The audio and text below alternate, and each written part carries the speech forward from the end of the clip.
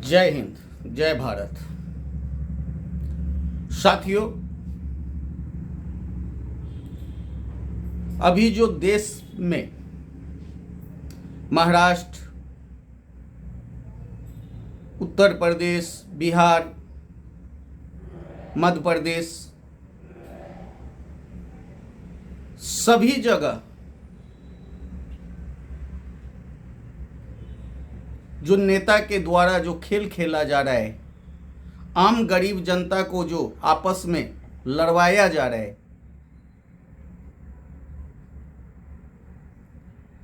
अब आप ही लोग फैसला कीजिए। जो आप कैसे कहेंगे जो आप एक भारतीय हैं।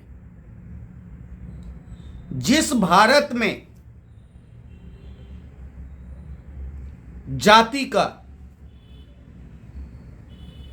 सदैव लफड़ा चलता हो,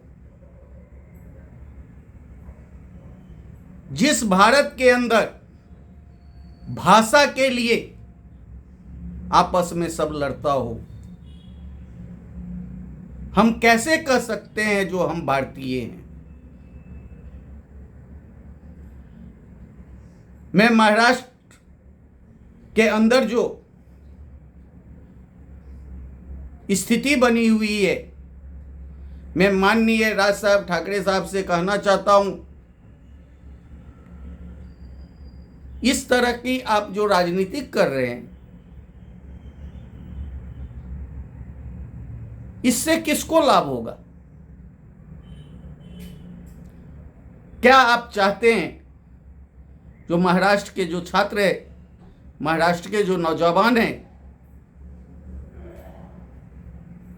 ये आईएएस, आईपीएस ना बने, बड़े पद पे ना जाए, शिक्षा के लिए दूसरे राज्य में ना जाए, देश के अंदर जो भाषा के ऊपर, जाति के ऊपर, मंदिर मस्जिद के ऊपर जो हमेशा, ये आज से नहीं, ये सदियों से चलते आ रहे, और जो लड़वा रहे वो अपने बच्चे को अमेरिका, रसिया, मॉस्को, लंदन में जाकर के शिक्षा देता है, और यहाँ पे जो आम जनता, जो गरीब जनता है, आपस में कभी जाति को लेकर, कभी भाषा को लेकर, कभी मंदिर मस्जिद को लेकर आपस में हमेशा लड़ते रहता है। और ये कब होता है? जब चुनाव आता है।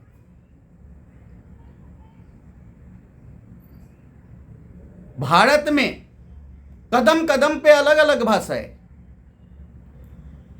हम सभी भाषा को सम्मान करते हैं, इसी को तो भारत कहते हैं। लेकिन भारत का भी एक भाषा है। आप कहते हैं हम भारत की संस्कृति हमारा नहीं हटना चाहिए, हमारी राज्य की संस्कृति नहीं हटना चाहिए। तो सबसे पहले आप लोग सब जितने भी पार्टी हैं और जो इस तरह के हरकत कर रहा है, वो सभी जवाब दीजिए। तो भारत के अंदर में जो संस्कृत भाषा है, कितना % लोग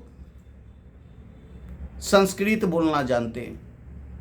उसी संस्कृत में से हिंदी, मराठी, पंजाबी, ये सारे भाषा उसी संस्कृत में से निकला है। भाषा से ना देश कभी तरक्की किया है, ना राज्य कभी तरक्की किया है, भाषा की लड़ाई से। आज जो साथियों, यदि महाराष्ट्र, मुंबई, यदि भारत के नंबर 1 अर्थव्यवस्था का जो शहर है, ये सब मिलकर के बनाया है नंबर 1। मुंबई को नंबर 1 अर्थव्यवस्था लाने में सभी का अधिकार है, सभी ने मेहनत किया है। सभी ने खून पसीना बहाया है। क्यों? कि हमारा भारत का जो मुंबई शहर है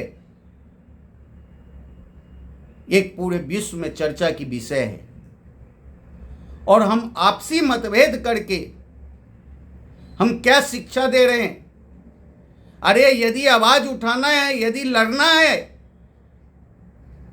जनता के हित में यदि सोचना है, तो ये भ्रष्ट सिस्टम के खिलाफ आवाज उठाइए, भ्रष्ट अधिकारी के खिलाफ आवाज उठाइए, भ्रष्ट न्याय व्यवस्था के खिलाफ आवाज उठाइए,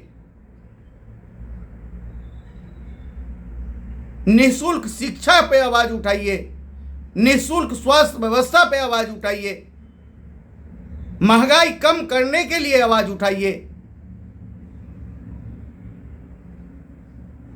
और सबसे बड़ा यदि हम कहेंगे तो हमारे देश के जनता ही खुद से अपनी नुकसान करवाता है, और कठपुतली की तरह ये सभी पार्टी, ये राजनीतिक पार्टी और ये नेताओं के चक्कर में अपनी शोषण करवाते रहता है। तो साथियों, आप लोग समझदार हैं, समझिए किसको फायदा हो रहा है। जाति करके बिहार जाइए तो जातिवाद, उत्तर प्रदेश जाइए जातिवाद, महाराष्ट्र में आइए तो भाषा, कर्नाटक